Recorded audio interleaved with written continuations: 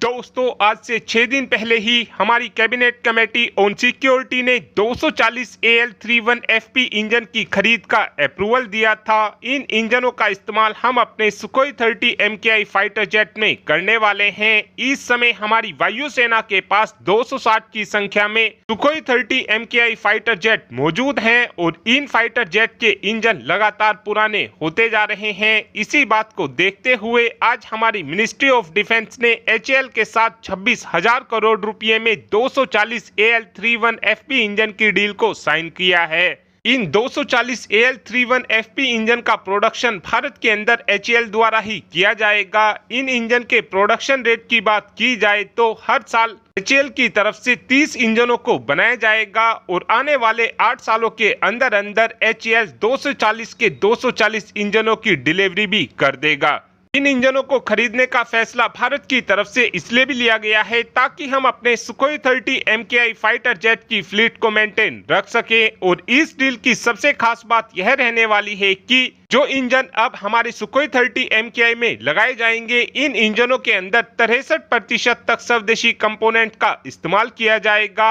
AL-31FP engine की performance की बात की जाए तो इस इंजन में सबसे बड़ी दिक्कत यह है कि इस इंजन की लाइफ केवल 2000 घंटे की ही है और उम्मीद इस बात की जा रही है कि HAL की तरफ से जो अब इंजन बनाए जाएंगे उन इंजनों की सर्विस लाइफ 3000 घंटों के आसपास रहने वाली है। AL-31FP इंजन के ओवरहॉल को हमको 1000 घंटों बाद करना पड़ता है। वहीं पर जो अमेरिका का F414 इंजन है, इस इंजन की सर्विस लाइफ 4 से 6000 घंटों के बीच होती है। यानी कि भले ही अमेरिकन इंजन हमको महंगे पड़ते हों, लेकिन ये परफॉर्मेंस के मामले में रशियन इंजन से ज्यादा बेहतर होते हैं। भले ही आज हमको रशिया के AL-31 इंजन सस्ते पड़ रहे हों, लेकिन लॉन्ग टर्म में देखा जाए तो इन इंजनों की कीमत काफी ज्यादा हमको महंगी पड़ती है। लेकिन यहाँ पर आपके मन में ये सवाल जरूर आ सकता है कि जब रशिया की तरफ से हमको AL-41 इंजन ऑफर किया गया था,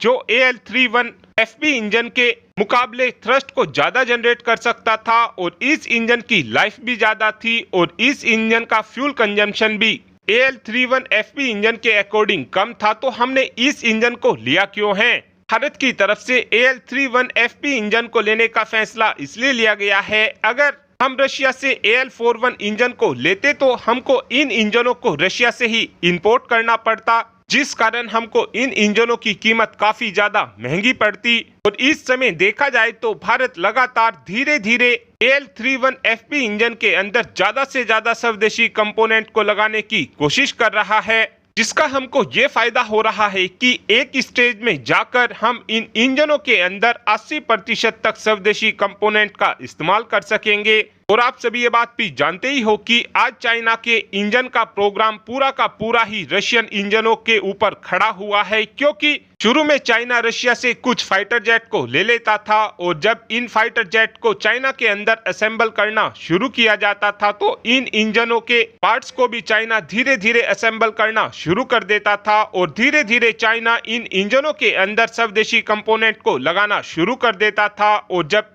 स्टेज ये आ जाती थी कि अब लगभग चाइना का इंजन बनकर तैयार हो जाएगा, तो चाइना उस इंजन की कॉपी मारकर अपने स्वदेशी इंजन का नाम देते था।